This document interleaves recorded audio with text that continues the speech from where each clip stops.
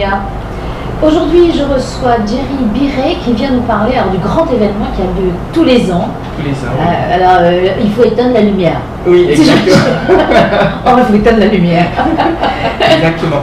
C'est Earth Hour Tahiti organisé ici. Et c'est un événement mondial sur la préservation de la planète.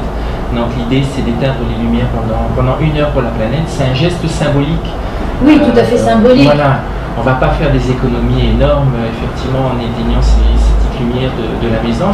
Surtout qu'on a acheté des lampes basse consommation désormais. Donc voilà, on ne va pas faire de grosses économies. Mais qui coûtent parfois très cher.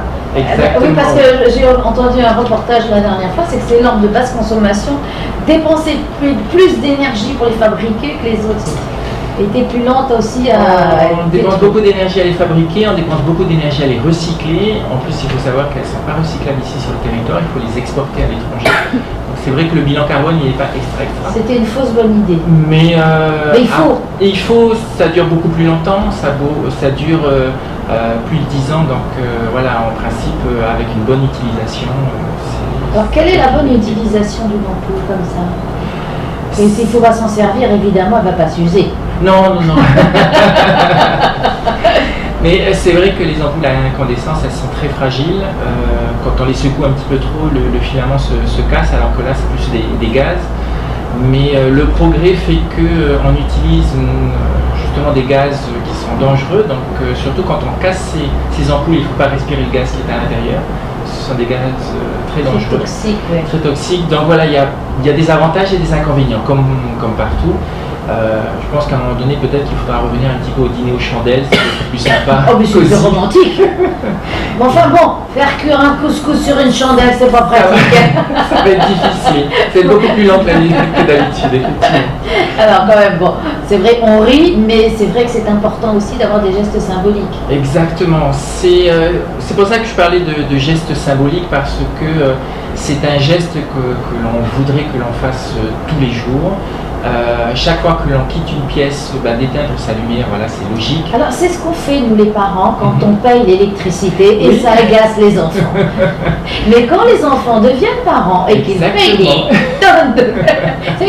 Tiens, alors peut-être même pas pour la planète, mais pour le porte-monnaie déjà.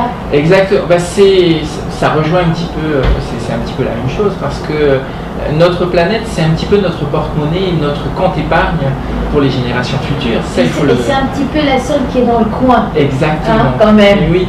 Et quand on a cette idée-là en tête de se dire que c'est pour la préservation de la planète, mais au-delà de ça, c'est que nos enfants vont y vivre, et on aimerait bien qu'ils ne vivent pas avec un masque à gaz sur le Oui, il y a que voir les villes en Chine, c'est épouvantable. C'est effroyable. Ça y est, ils en prennent conscience quand même. Ils commencent à en C'est prendre bien conscience. aussi, mais c'est comme la montée des eaux. Les gens qui ont les pieds dans l'eau se rappellent au bon souvenir des gens qui sont dans des pays protégés aussi. Effectivement, et malheureusement, ceux qui subissent la montée des eaux, c'est des peuples que l'on ne voit pas trop souvent au journal télévisé. Ils ne sont pas très nombreux. On n'est pas très nombreux ici dans le Pacifique, pourtant on a les pieds dans l'eau. Le jour où ça va toucher New York, là, c'est vrai que... Il y a des films où ça a été fait, mais c'était des films. Voilà, c'est qu'ils pensent tous que c'est ça de la peut pas arriver. science-fiction, ça peut pas arriver. Mais malheureusement, il y a quand même des îles, les Tuvalu par exemple, pour ne pas les citer. Très proches de nous, qui commencent à disparaître. Et c'est pour ça que je pense que cet événement, où on n'est pas dans une logique... d'interdiction. Notre événement n'est pas dans cette logique-là, c'est plus dans une logique de conseil et de prise de conscience. On peut faire la fête pour la planète, ça ne nous est pas interdit. La seule chose qu'on demande, c'est d'être conscient de nos actions. Quand on va venir à cet événement, on reprend notre idée de payer sa place de concert avec des déchets recyclables. Donc l'idée derrière ça, c'est au-delà du paiement de... Alors vas-y, qu'est-ce que c'est que cette histoire avec des déchets recyclables? Avec des déchets recyclables. Oui, parce que voilà, il y a plusieurs événements, on va pas simplement éteindre et allumer pendant 1 heure, c'est tout. Lors de l'événement, on organise un concert. Donc il aura lieu quand? Il aura lieu le samedi 19 mars 2016 à la mairie de Punavia, dans le hall de la mairie. Et donc on demande aux participants, pour payer leur place de concert, puisque ça reste un concert payant, il faut juste venir avec ses déchets recyclables. et donc les déposer dans le bac vert, comme tous les déchets recyclables qui se respectent, et se prendre en photo. On va s'amuser sur le tapis rouge. On a cette année un photomaton avec un développement minute, donc on va pouvoir récupérer les photos tout de suite, on va pouvoir faire les fous un petit peu, et ensuite on va profiter d'une soirée, d'un concert pendant 1 heure, pendant l'événement, où là on va réduire les lumières. Ce ne sont pas des médecins, des musiciens recyclables. Non, ce ne sont pas des musiciens recyclables, ce sont des musiciens locaux. Donc on n'a pas utilisé l'avion pour les faire venir. Bien. Donc ça c'est très bien. Et puis c'est un groupe voilà, qui a envie de se faire connaître, qui a envie qui s'est engagé dans l'aventure avec nous, qui s'appelle Shadelight. C'est un groupe de rock qui n'est pas très connu en plus. Donc c'est du nouveau.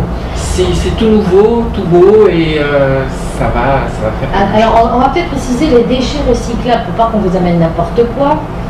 Alors les déchets recyclables, ce sont tout ce qui est boîte en aluminium, les bouteilles en plastique, le papier, le carton. Propre, hein, tout ça. Oui, tout ça propre, évidemment. Il y aura de toute façon, on aura des éco-ambassadeurs de la commune de Punavia qui seront avec nous, qui vont donner des conseils et qui vont vérifier que le tri est extrêmement bien fait. De tous les événements, chaque fois qu'on a fait cet événement, par exemple la première fois on l'a fait à Pilin, on a eu un taux d'erreur proche de 0. Ah, magnifique. Donc c'était. Alors qu'est-ce qui vient surtout? Des jeunes, des vieux? C'est de tout en fait, c'est de tout. C'est des jeunes qui ont envie de passer une bonne soirée parce qu'on leur offre une place de concert qui somme toute n'est pas très chère. Des parents qui viennent pour l'événement, pour le geste. Et moi, ce que j'ai retenu d'un parent, d'une maman qui était venue avec ses enfants, elle me dit cet événement c'est génial parce que ça me permet d'apprendre à mes enfants comment trier les déchets et c'est assez fun à le faire. Oui, voilà, c'est le côté ludique aussi. Exactement, et donc c'est ça que j'ai retenu, c'est que chacun y trouve son compte. Certains viennent pour une bonne soirée, d'autres viennent pour la leçon. Pour effectivement avoir un acte militant. Exactement. Et c'est ça qui me fait plaisir dans cet événement. Alors il n'y a pas que cette soirée de concert, il y a plein d'autres actions. Il y a plein d'autres actions effectivement que nous faisons autour. La même soirée, ceux qui ne peuvent pas venir ou qui ne souhaitent pas venir au concert que nous organisons, ils peuvent aller dans les hôtels, bars, restaurants et même les roulottes. Que nous incitons à organiser une soirée aux chandelles. Donc on va mettre. Mais ils auront le droit de laisser un petit peu d'électricité pour faire marcher leur machine. Voilà, exactement. Ah, voilà. On va faire la cuisine un petit peu avant avec un petit peu de lumière et ensuite dans la salle de restaurant on aura des chandelles, donc une soirée cosy. On pourra même faire souffler des trucs au cognac. Oui. C'est une très bonne idée. Bien, ça éclaire bien.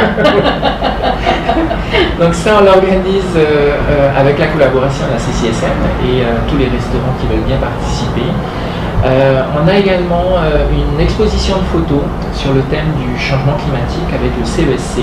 Chaque année, on organise quelque chose avec le CESC. L'année dernière, c'était une exposition sur le retour aux sources, sur les anciennes techniques traditionnelles d'éclairage et de création de chandelles traditionnelles. Et là, cette fois-ci, on va travailler plutôt sur une exposition photo. Voilà, et là, rapidement, parce qu'on va être... il y a le gong du direct. Est-ce qu'il y a un site sur lequel on peut aller voir ou Facebook? Alors, on a une page Facebook qui s'appelle Earth Hour Tahiti et où on a tous les renseignements. Voilà, bien là, c'est l'heure qui va éteindre nos micros, Jerry. Merci. Merci beaucoup.